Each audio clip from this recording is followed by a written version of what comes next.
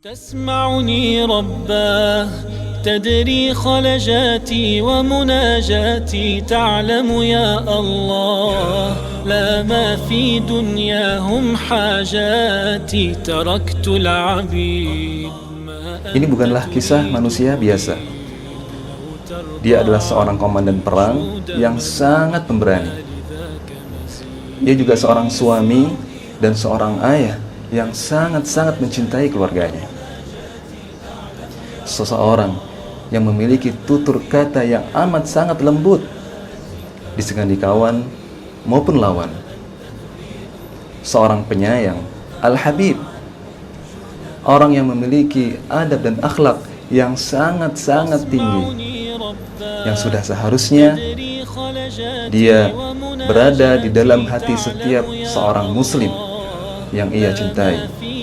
Dia adalah Muhammad Rasulullah Sallallahu Alaihi Wasallam.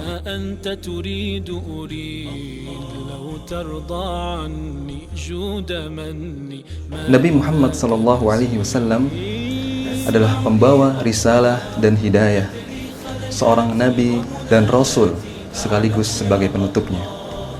Jika ia berjanji, ia tepati. Orang yang paling dermawan di antara manusia. Tidak berkata berdasarkan hawa nafsu. Perkataannya adalah kejujuran dan kebenaran yang diturunkan sebagai wahyu. Membawa amanah yang diemban, contoh dan panutan bagi umat akhir zaman, Muhammad Sallallahu Alaihi Wasallam.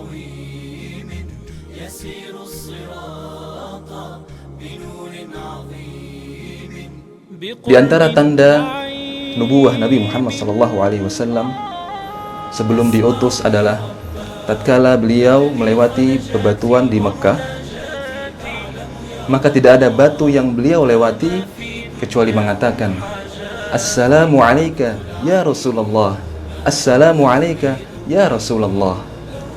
Ya, sebuah batu Allah yang menjadikannya berbicara, karena Allah adalah yang maha berkehendak. Ya Allah, berita gembira apa ini? Sehingga batu, benda mati pun ikut menyambutnya. Apa yang akan terjadi di bumi ketika itu? Cinta apa yang akan disebar di bumi saat itu?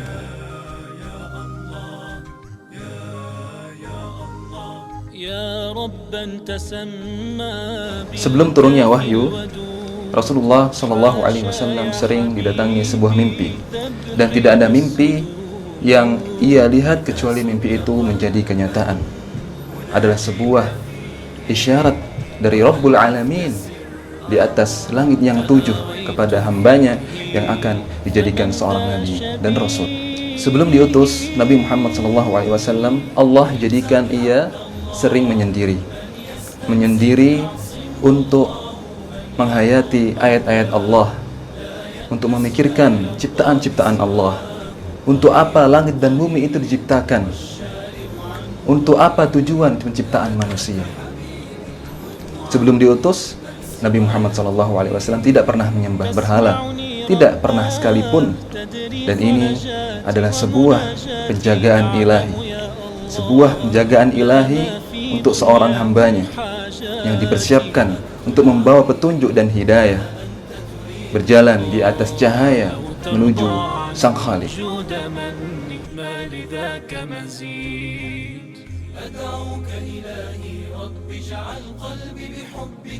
Keadaan bumi ketika itu gelap gulita dikarenakan kesyirikan dan kekufuran yang melanda di negeri-negeri di dalamnya. Dahulu bangsa Arab tetap memegang ajaran Nabi Ibrahim, sampai-sampai datanglah seorang yang bernama Amr ibn Luhai yang membawa berhala dan menyesatkan bangsa Arab dengannya. Tatkala Amr ibn Luhai keluar ke Syam dan melihat bahwasanya penduduk Syam menyembah berhala, ia bertanya kepada mereka, berikanlah aku berhala sehingga aku menyembahnya. Kemudian mereka memberikan Amr ibn Luhai sebuah patung yang bernama Hubal, yang kemudian Amr bin Luhai membawanya ke Mekah dan menyuruh bangsa Arab untuk menyembah Hubal. Dan disinilah terjadi awal kesyirikan di bangsa Arab.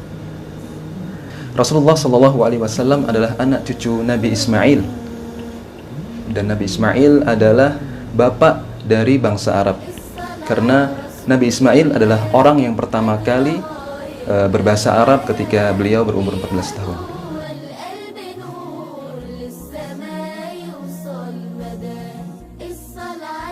Tibalah saatnya di bulan Ramadan ketika Jibril mendatangi Nabi Muhammad SAW di Gua Hira. Jibril yang datang dalam bentuk manusia. Ia berkata, "Iqra." Lalu Nabi Muhammad menjawab, "Ma ana biqari." Saya tidak bisa membaca. Lalu Jibril memeluk Nabi Muhammad alaihi salatu wassalam hingga membuat Nabi Muhammad sesak.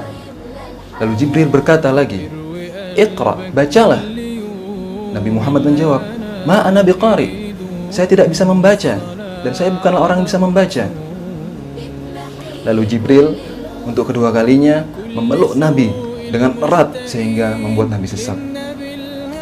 Kemudian Jibril berkata lagi, "Iqra." Nabi Muhammad SAW menjawab, "Ma ana biqari." Saya tidak bisa membaca. Lalu Jibril melakukan hal yang sama kepada Nabi Muhammad. Kemudian ia berkata, "Iqra bismi rabbikal ladzi khalaq. Khalaqal insana min 'alaq. Iqra wa rabbukal akram. Alladzi 'allama bil qalam. 'Allamal insana ma lam ya'lam." Ummatul qiraah, umat membaca. Allah Azza wa Jalla melalui perantara Jibril menurunkan wahyu pertama bagi umat manusia berupa bacalah. Karena dengan membaca mengalirkan ilmu, dengan membaca membuka jendela dunia, dan dengan membaca dibedakannya antara hak dan kebatilan.